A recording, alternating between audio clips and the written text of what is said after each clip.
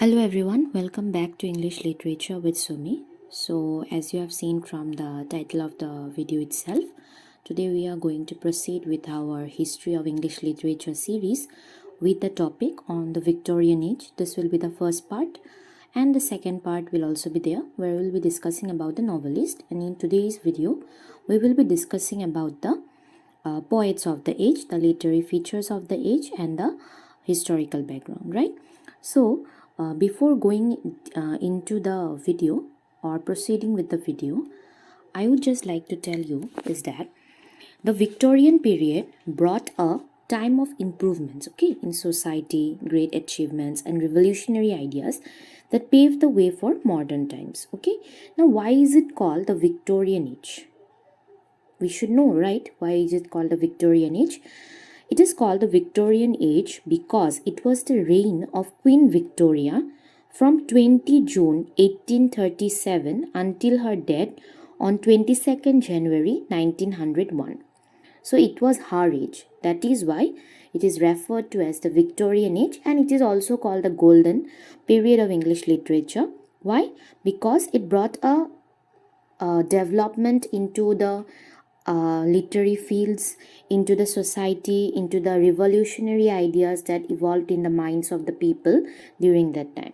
So it is also called as the golden age. The economy also grew rapidly during this time. Now, let us look at the historical background. It was an era of peace, as there were not many wars that took place during this age as compared to other ages. So we all know that the previous age and the ages before that, they are all characterized by different types of wars, right? But this age, there were not many wars that took place during this time. So it is referred to as the era of peace. Next, it was an age alive with new activities, as there was revolution in commercial enterprises. So industry was developing, market areas were developing, and economy was developing as a whole. So as a result, this age also highlighted for its material developments. Next, the age produced a new hunger for intellectual food. Here, intellectual food refers to the knowledge that the people crave for, and resulted in great increase of different species of literature. Different species of literature here refers to prose drama, then poetry, then plays, and all kinds of different species of literature. Next, let us move to the literary features of the age. So, this age basically is highlighted for its strict moral conventions. What are these strict moral conventions? Conventions, we all know, rules and regulations, right? So, as for example, it was thought indecorous, that is vulgar. Indecorous means vulgar, or something which is not according to the rules of the society, for a man to smoke in public and for a lady to ride a bicycle. So you can just imagine the level of strictness in terms of conventions that these societies have. So many writers protested against the deadening effects of the conventions.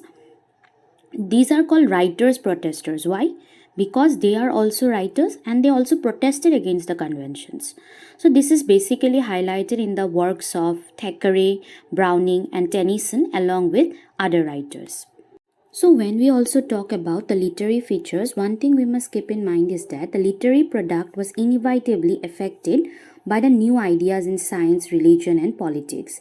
As we have already discussed that this age reflected the new ideas.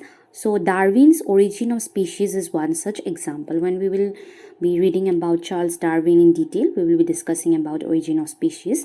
So the different education acts made a certain measure of education compulsory, rapidly producing an enormous reading public. So it became very easier for the writers to publish their works because the reading public were increasing with the new inventions in science, with the new knowledge revolutions, with the new intellectual hunger among the public.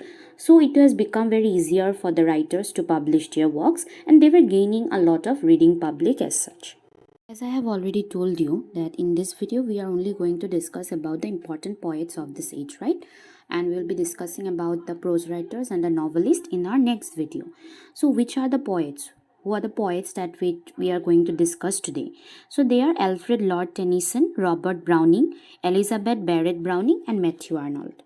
Okay, so let's start with our first poet, that is Alfred Lord Tennyson, dates 1809 to 92.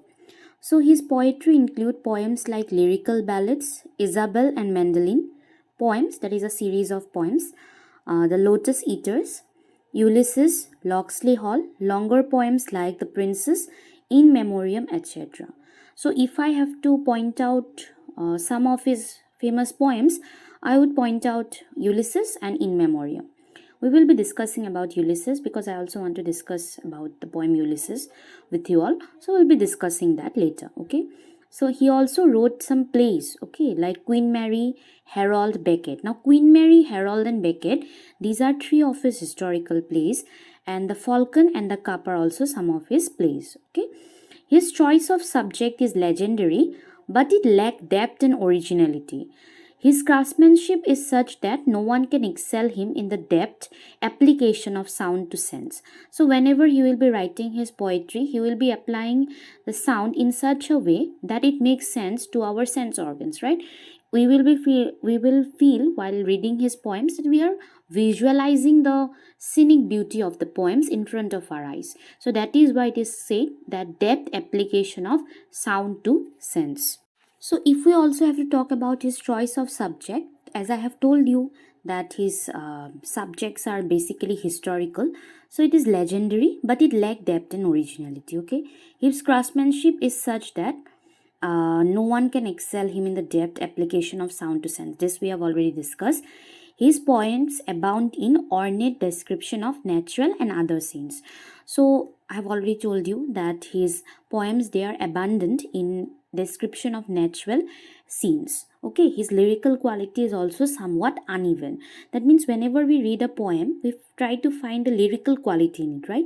Which is absent in Tennyson's poem. You would find it very rough, and there is no even lyrical quality in it. Next, let us discuss about Robert Browning, dates 1812 to 1889. So his poems and plays include Pauline, Paracelsus, Strafford, Sordello, dramatic lyrics, dramatic romances and lyrics. The bishop orders his tomb at St. Praxed's and Fra Lippo, etc. So these are some of his works. Out of this, if I have to talk about the one of the most famous works of Robert Browning, it would be The Bishop Ordered His Tomb at St. Praxed's. His choice of subject is divided into three groups. Okay, what are these three groups? Religious, love, and lighter themes. So basically, it is religious because we have already discussed, right, that the age is basically of conventions, rules, and regulations. So these are also reflected in the works of the poets of that age. So his style presents a problem. He cares less for beauty of description in his work. So, as we all know that if we talk about religion, it cannot be a romantic one, right? It has to be a religious one, and it has to follow certain conventions. So that's why his works, it expresses less beauty in their descriptions. Now, let's talk about one of the female poets of the Victorian age, Elizabeth Barrett Browning. So, of course, she is the wife of Robert Browning, and her dates are 1806 to 61. Though her works include an essay on mind with other poems, Prometheus Unbound, The Seraphim and other poems, sonnets from the Portuguese, Aurora Lay, etc. So, out of these poems, Sonnets from the Portuguese is one of her reputed poems. So, as a narrative poem, she is a poet, she is a failure, as she is discursive and confused in her works. So, when we will go through her works, if you go through her works, you will find that her it is not organized in a proper way, and it is rather confused in the sense that she would be dwelling in 2 3 topics, and her works are not that much great. Okay, only her fame now rests upon Sonnets from the Portuguese, which shows her love for Robert Browning very clearly, who was her husband. So lastly, we have Matthew Arnold. Dates are 1822 to 88. So his poetical works include The Straight Reveller, poems, new poems, The Scholar Gypsy, Dover Beach, A Summer Nights, etc. So he's also a great prose writer, and his essays in criticism, one of his prose works, contain the best of his critical works. So if you have any chance of reading any of his essays, please go through it very carefully. So he's one of the best prose writers of his age. So Arnold advocates a broad cosmopolitan view of European literature. His style is lucid, rhythmical, with elegance and distinction, with themes on theology and politics.